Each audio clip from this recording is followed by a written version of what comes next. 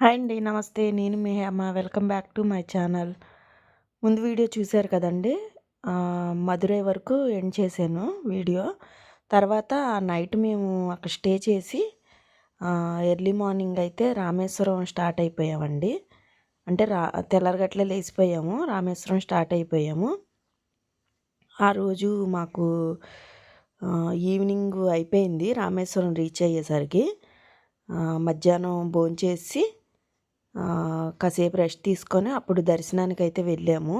అంటే ఈవినింగు జ్యోతులు పౌర్ణమి రోజు అటు సైడు వెలిగిస్తారంటండి. అందుకని చెప్పని సాయంత్రం దర్శనం చేసుకుందామని చెప్పని మేము ఇంకైతే వెళ్ళాం. కానీ సాయంత్రం 4కి అలాగా ఇంకా చుట్టుపక్కల అది చూసుకొని చుట్టుపక్కలది ఇంకా ఈవినింగ్ పూట దర్శనానికి వెళ్ళాము. అలాగే జ్యోతులు కూడా నేను చూపిస్తాను వీడియోలో, చూసేసేయండి లాస్ట్ వరకు. అయితే ఇదైతే రామేశ్వరం వెళ్ళే వే అండి. సముద్రం అది చూపిస్తున్నాను కదా.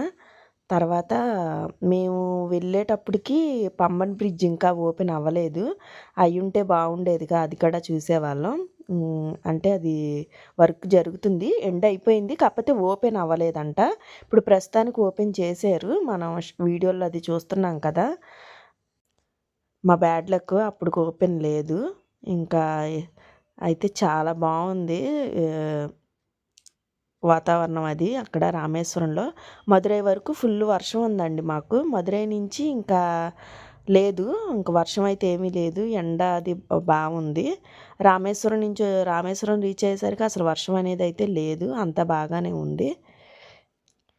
కానీ బస్సులో కనుక నేను ఇలాగ వీడియో కుదిరినంత వరకు తీసాను. అదే మనం ఓన్ వెహికల్ అయితే, కారు అలాగైతే మనం ఆగి చక్కగా నీట్గా తీసుకోవచ్చు వీడియో. నాకు అదే అనిపించింది.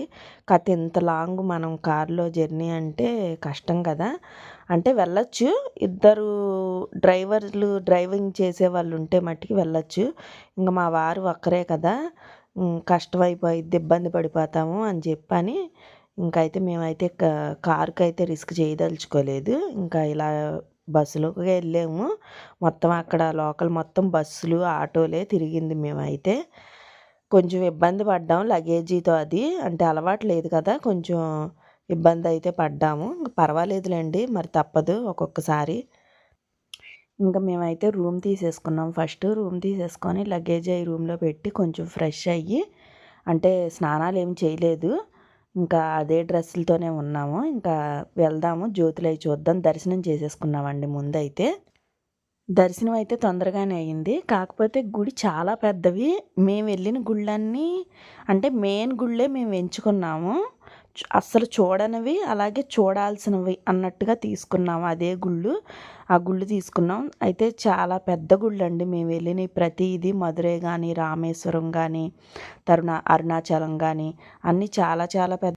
అయితే మేము వెళ్ళిన ఇప్పటికి మదురైలో వచ్చేసరికి అసలు వీడియోస్ తీయనివ్వలేదు, ఫోన్లు చెకింగు.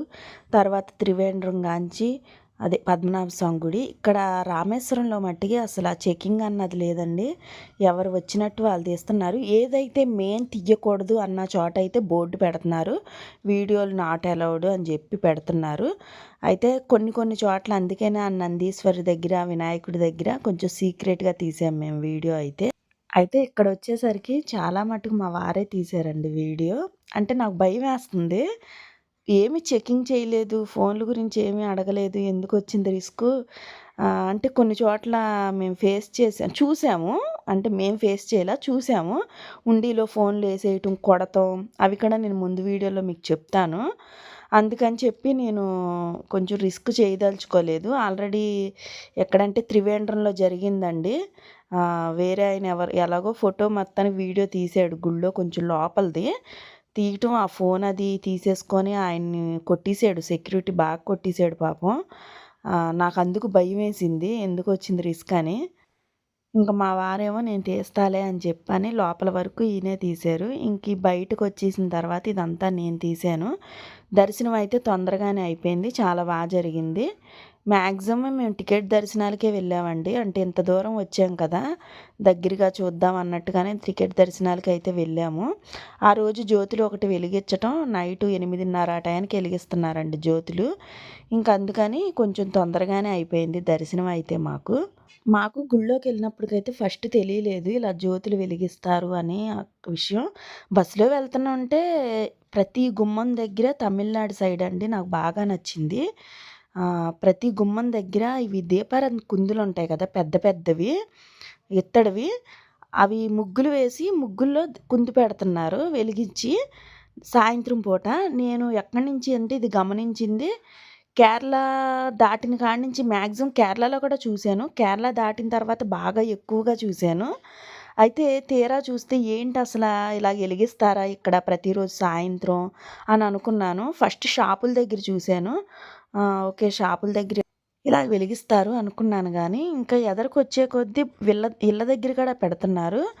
ఆహా! ఎందుకని ఇక్కడ ఇలా పెడుతున్నారు, కానీ చాలా బావుంది. మనకి దీపావళికి ఎలా వెలిగించుకుంటామో అలా పెట్టుకున్నారండి. ప్రమిదలతో, కుందులతో మ్యాక్సిమం కుందులేనండి. ఇత్తడి కుందులు పెద్ద పెద్దవి అవి కూడా. మనం గుళ్ళులో దేవుడి దగ్గర పెడతారు కదా! పెద్ద పెద్దవి. చెయ్యి బారనుకోండి సుమారు మీకు చెప్పాలంటే. నేనది వీడియో తీయలేకపోయాను. అయితే చాలా అనిపిచ్చింది. ఏంటా అని అనుకున్నాము. తీరా గుడికి ఇక్కడికి రామేశ్వరం వచ్చిన తర్వాత మాకు దర్శనం అయ్యేసరికి జనమందరూ బయటున్నారు. ఏంటి ఇంత జనం ఉన్నారు ఇక్కడ, ఏం జరుగుతుందా అని అక్కడోళ్ళని అడిగాము. అడిగితే వాళ్ళు చెప్పారు జ్యోతులు వెలిగిస్తారు అని. తాటాకులతో సెట్ చేశారండి జ్యోతిని పెట్టారు. ఆహా! చూసి వెళ్దాము, చూడలేదు కదా ఎప్పుడు. పైగా పౌర్ణమికి వెలిగిస్తారంట సంవత్సరంలో. ఈ సంవత్సరంలో ఆ మంత్‌లో వెలిగిస్తారంట. అది పూర్తిగా నాకు తెలీదు. అంటే మనకు ఆ లాంగ్వేజ్ రాదు కదండీ! ఏదో కొంచెం అర్థమైంది. ఆ అర్థమైందే మీకు చెప్తున్నాను. 1 ఇయర్‌కి ఒకసారి అయితే వెలిగిస్తారంట. అలా మేము రామేశ్వరంలో చూసాము. తరువాత శ్రీరంగం ఒకటి జ్యోతుల టయానికే వెళ్ళాము. మా లక్కనే అనుకున్నాం మేమైతే. తర్వాత ఇక్కడ చూసారు ఎంతమంది జనమో సెక్యూరిటీ అయితే చాలా జనం ఉన్నారండి ఫుల్లుగా. ఫస్టు స్వామివారిని, నందీశ్వరుడిని, అమ్మవారిని ఊరేగించారు. ఊరేగించి 3 సార్లు తిప్పిన తర్వాత అప్పుడు ఈ జ్యోతి అయితే వెలిగించారు. ఇంకా ఇక్కడ నంది విషయానికొస్తే భలే బాగుందండి. ఇత్తడి నంది. చూసేసేయండి వీడియో.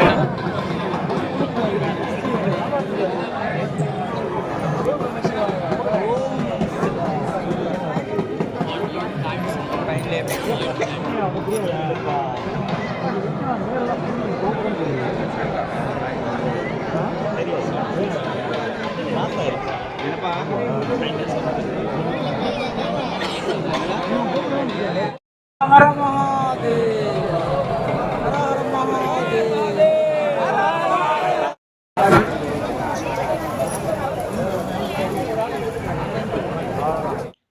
చూసారుగా జ్యోతులు చాలా బాగుంది కదండి. ఇంకా మేము అక్కడే పక్కనే గుడి దగ్గర టిఫిన్ చేసేసాము. ఆ రోజు సాటర్డే అవటం ఇంకా టిఫినే చేసేసాము. తర్వాత మా రూమ్ దగ్గరికి వస్తుంటే బీచ్ దగ్గరలోకి వచ్చాము. బీచ్ దగ్గరే తీసుకున్నాం మేము రూము.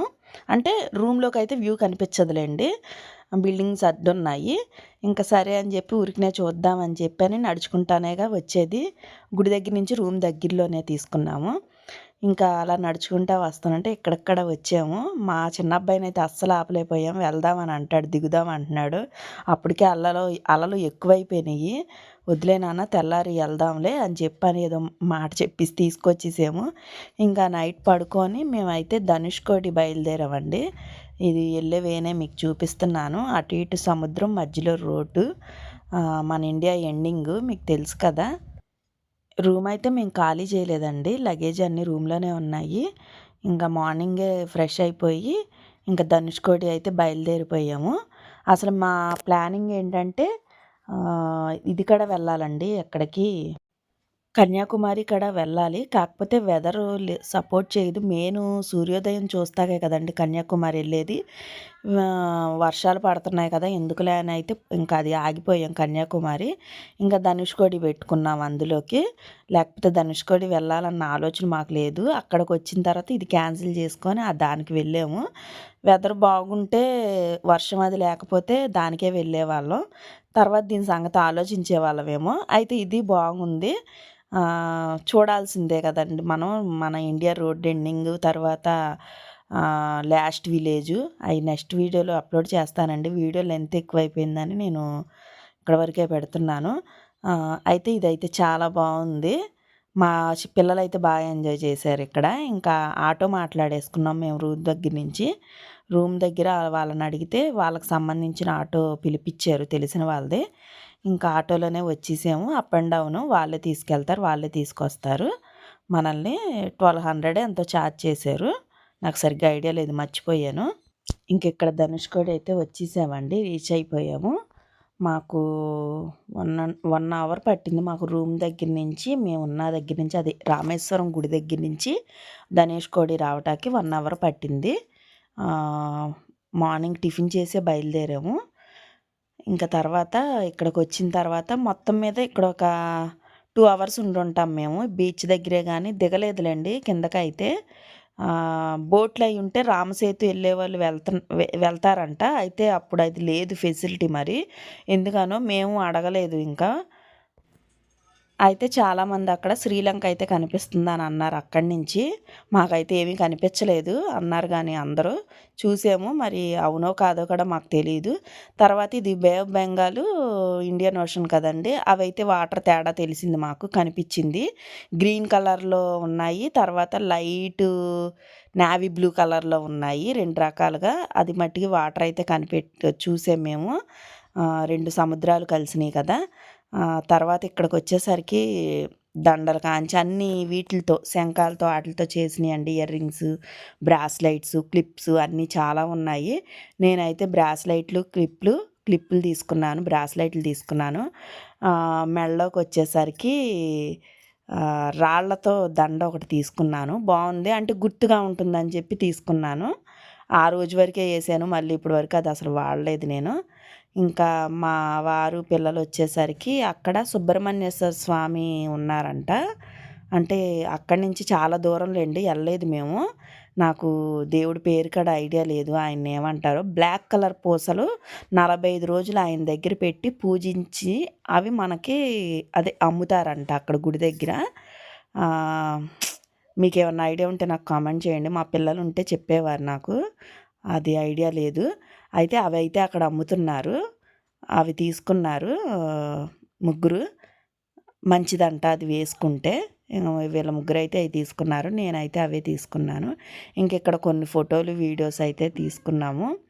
అయితే బీచ్ అయితే దగ్గరికి అలా చూస్తుంటే ఏదో మనం బీచ్లోకి దగ్గరికి నీళ్ళల్లోకి వెళ్ళిపోయినట్టు అనిపించింది. అలలు అది చాలా ప్రశాంతంగా ఉంది. చాలామంది జనం వచ్చారు, క్రౌడ్ ఫుల్గా ఉంది అక్కడ.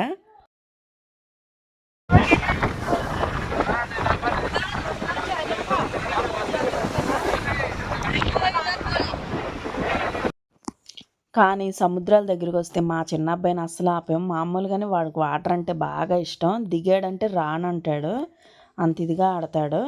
ఇంకా వాడిని ఆపలేక పైకి తీసుకొచ్చేసరికి నాకు చుక్కలు కనిపించినాయి.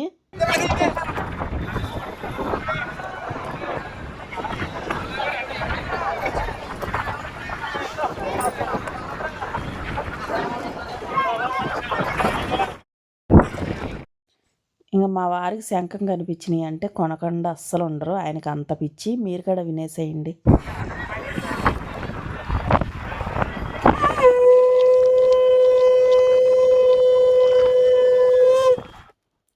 విన్నారుగా, అది ఇంట్లో శంఖం ఉన్నా సరే మళ్ళీ తీసుకున్నారు. ఆయనకి అదో పిచ్చి శంఖం అంటే. ఇంట్లో పూజ చేసుకున్న తర్వాత ఊదుతారు శంఖం. ఓకేనండి, చూసారుగా. వీడియో నచ్చిందని అనుకుంటున్నాను. నచ్చితే కనుక మా వీడియోని లైక్ చేయండి మర్చిపోకుండా. అలాగే ఛానల్ని ఎవరన్నా ఫస్ట్ టైం చూస్తే కనుక సబ్స్క్రైబ్ చేసుకోవటం మర్చిపోవద్దు. నన్ను సపోర్ట్ చేస్తారని ఆశిస్తున్నాను.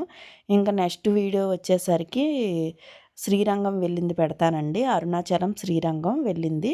తర్వాత మర్చిపోయాను, ధనుష్కోడిలో మేము ఇండియా పాత ఓల్డ్ బిల్డింగ్ ఒకటి అదొకటి పెడతానండి నెక్స్ట్ వీడియోలో.